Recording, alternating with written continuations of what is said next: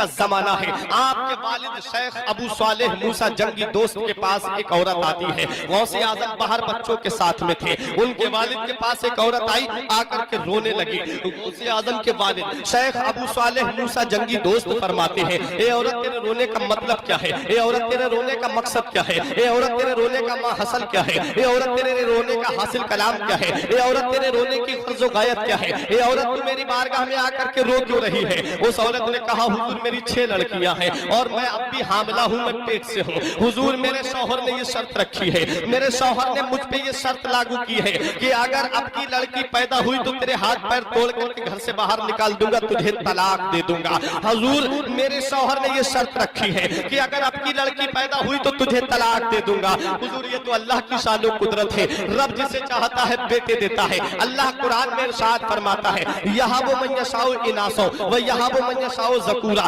اللہ جسے چاہتا ہے لڑکی عطا فرماتا ہے, اللہ جسے چاہتا ہے لڑکیاں عطا فرماتا ہے. یہ تو میرے رب کے دستے قدرت میں ہے, رب جسے چاہے لڑکا دے, رب جسے چاہے لڑکی دے. حضور اس میں کچھ نہیں کر سکتی, لیکن میرا شوہر بہت ظالم ہے, وہ کہہ رہا ہے کہ اگر اب کی لڑکی پیدا ہوئی تو میں تجھے طلاق دے دوں گا. حضور صرف آپ اتنا بتا دیجئے, میرے پیٹ میں جو قدرت کا گراؤنڈ بنا ہوا ہے اس میں لڑکا ہے کہ لڑکی ہے؟ حضور غوث اعظم کے والد اپنی آنکھیں بند کرتے ہیں, فرماتے ہیں تھوڑا صبر کر. دنیا کا اصول یہ ہے, دنیا کے لوگوں کا طریقہ یہ ہے کہ جب دیکھتے ہیں تو آنکھیں کھول کے دیکھتے ہیں, مگر جب اللہ کا ولی دیکھتا ہے تو آنکھیں بند کر کے دیکھتا ہے. الٹی ہی چال چلتے ہیں دیوان گانے عشق, الٹی ہی چال چلتے ہیں دیوان گانے عشق, آنکھوں کو بند کرتے ہیں دیدار کے لیے. مولانا روم فرماتے ہیں, لوح محفوظ است پیش اولیاء, اللہ کے ولیوں کے سامنے لوح محفوظ ہوتا ہے.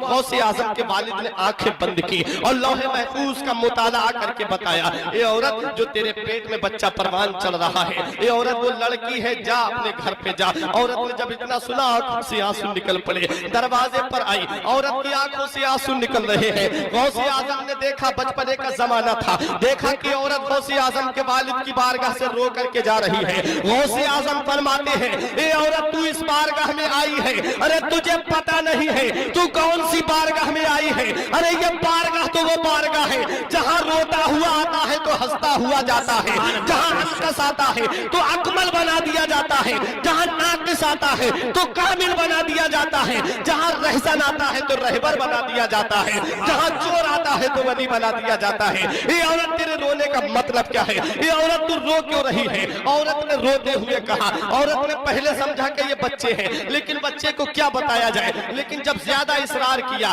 تو بچے سے غوث اعظم سے وہ عورت کہتی ہے, اے بیٹا تمہیں کیا بتاؤں, میرے شوہر نے مجھے یہ شرط رکھی ہے, مجھ سے یہ شرط رکھی ہے کہ اگر اب کی لڑکی ہوئی تو میں تجھے گھر سے نکال دوں گا. کہا تو یہاں کیا کرنے آئی تھی؟ کہا یہ پوچھنے آئی تھی کہ میرے شکم میں جو بچہ پروان چل رہا ہے وہ لڑکا ہے کہ لڑکی ہے؟ کہا کیا بتایا؟ کہا یہ بتایا کہ لڑکی ہے. حضرات گرامی, غوث اعظم کہتے ہیں, اے عورت پریشان مت ہو, اب جو ڈاکٹر جس مرض کو پہچان لیتا ہے تو اس کی دوا بھی جانتا ہے. اگر بخار ہے تو بخار کی دوا بھی جانتا ہے, اگر کسی کے سر میں درد ہے تو سر کے درد کی ٹیبلیٹ بھی جانتا ہے, اگر کسی کے پیر میں درد ہے تو پیر کے درد کی بھی ٹیبلیٹ جانتا ہے. غوث اعظم کہتے ہیں, اے عورت تجھے پتہ نہیں ہے, اگر کوئی حکیم, اگر کوئی ڈاکٹر, اگر کوئی طبیب جب مرض پہچان لیتا ہے تو اس کی دوا بھی جانتا ہے. کہا بیٹا کیا کہنا چاہتے ہو؟ کہا یہ کہنا چاہتا ہوں تو جا اور جا کر کے کہنا کہ جب حکیم, جب طبیب مرض پہچان لیتا ہے تو اس کی دوا بھی جانتا ہے.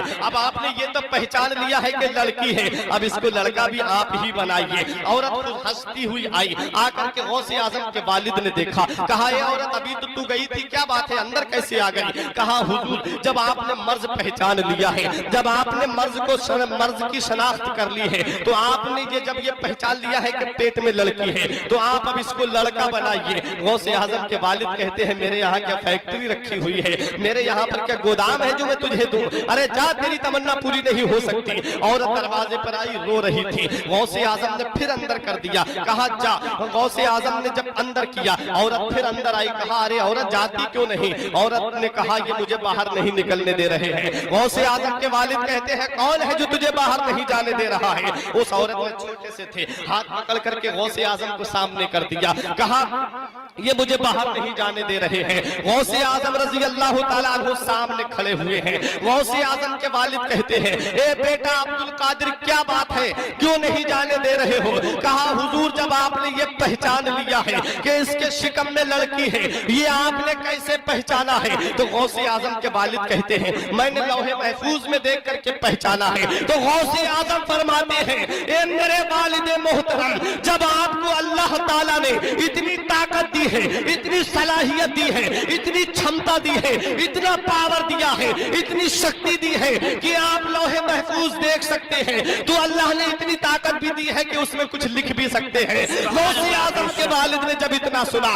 तो गौस आजम के वालिद कहते हैं, ए बेटा अब्दुल कादिर, इसका इख्तियार मैं तुझे दे रहा हूँ, इसकी सलाहियत मैं तुझे दे रहा हूँ। गौस आजम के वालिद कहते हैं, बेटा इसका पावर मैं तुझे दे रहा हूँ। तो गौस आजम फरमाते हैं, ए औरत सुन ले, जो तेरे पेट में बच्चा है उसे तो मैंने लड़का कर ही दिया है, जो घर पे 6 लड़कियां छोड़ करके आई है मैंने उन्हें भी लड़का बना दिया है। वो औरत घर पे जाती है, समझ रही थी कि बच्चे हैं, लेकिन जब दरवाजे पे पहुंची थी, जब लड़की को आवाज दी थी, जब लड़की को आवाज दे करके पुकारा था, लड़की ने दरवाजा खोला, खोलने के बाद कहती है, ए बेटी, ए बहने, दरवाजा खोलने के बाद कहती है, ए मेरी माँ, तुमने हमें लड़की का नाम लेकर के पुकारा है, लेकिन आज के बाद हमें लड़की मत कहना, क्योंकि हम 6 के 6 लड़का बन चुके हैं। ये मेरे गौसे आजम की शान है, ये मेरे गौसे आजम का पावर है, ये मेरे गौसे आजम की सलाहियत है,